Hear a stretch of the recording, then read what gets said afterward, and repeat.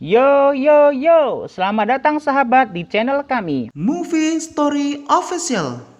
Channel ini kami dedikasikan bagi sahabat-sahabat pecinta dan penikmat film.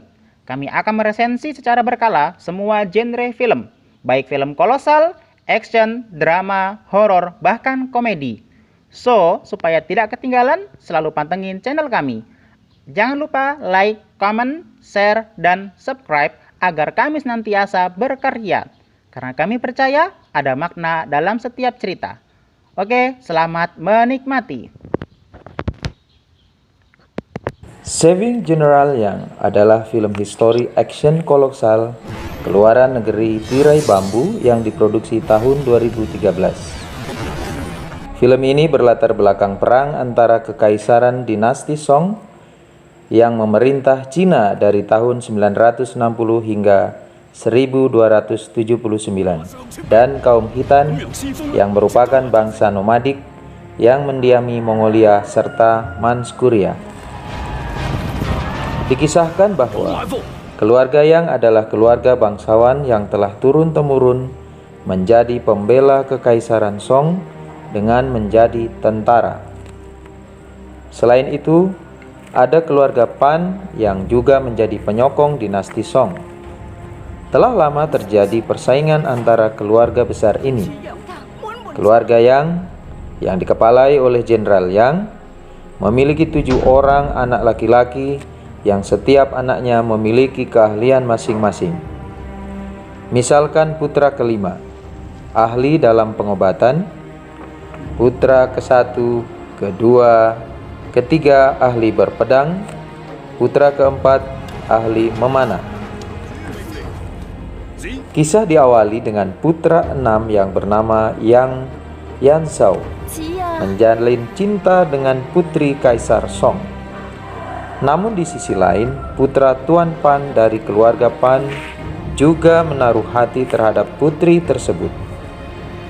Oleh sebab itu, Tuan Pan mengusulkan kepada Kaisar untuk menyelenggarakan pertandingan bela diri untuk menentukan suami sang putri.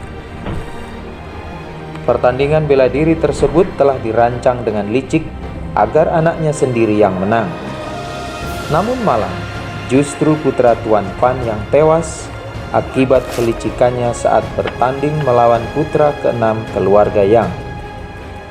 Kematian putra keluarga Pan membuat hubungan dua keluarga tersebut makin memanas. Beberapa waktu kemudian, dikabarkan bahwa bangsa Khitan akan menyerang kerajaan dinasti Song. Maka sang raja memerintah Jenderal Yang sebagai jenderal senior untuk maju menghadang serangan tersebut bersama 60.000 pasukan terbaik.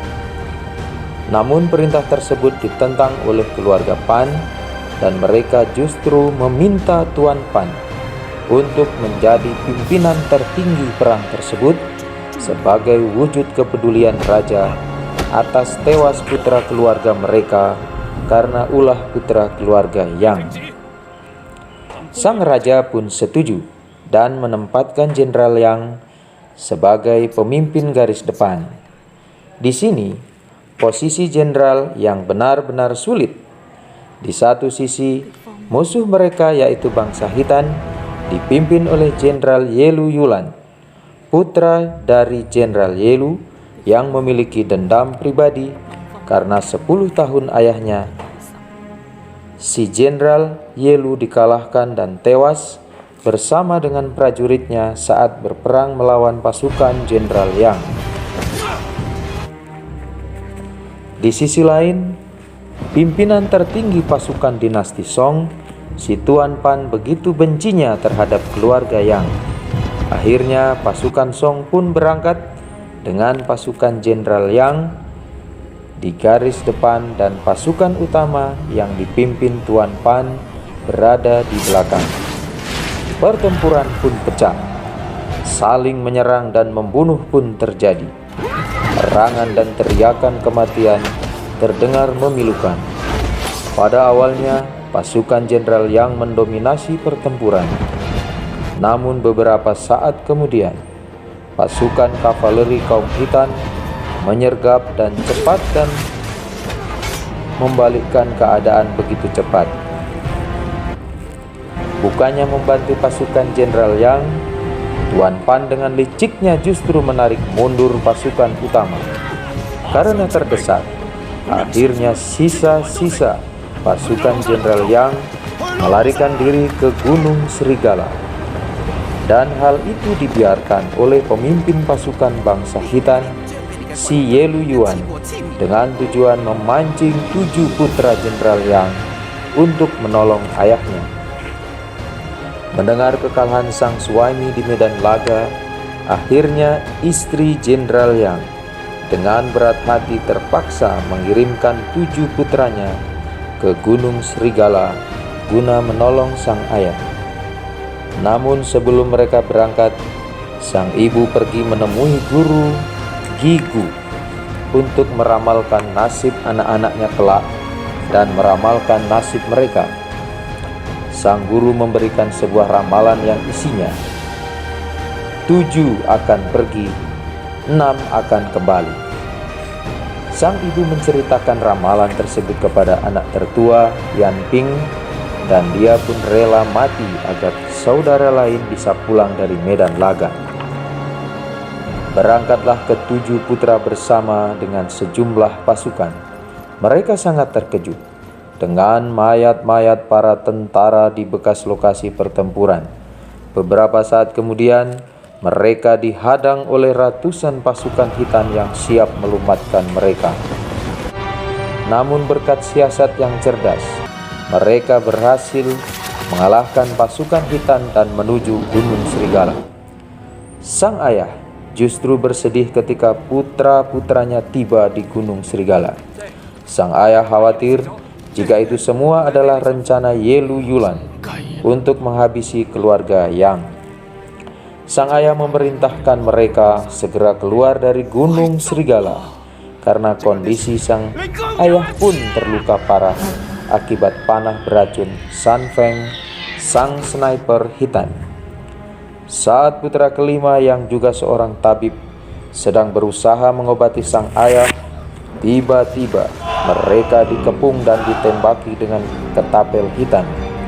Pasukan Hitan merangsek masuk dan pertempuran kembali terjadi. Hampir seluruh pasukan Jenderal Yang tewas dalam serangan itu, dan tersisa hanyalah Jenderal Yang dan putra-putranya.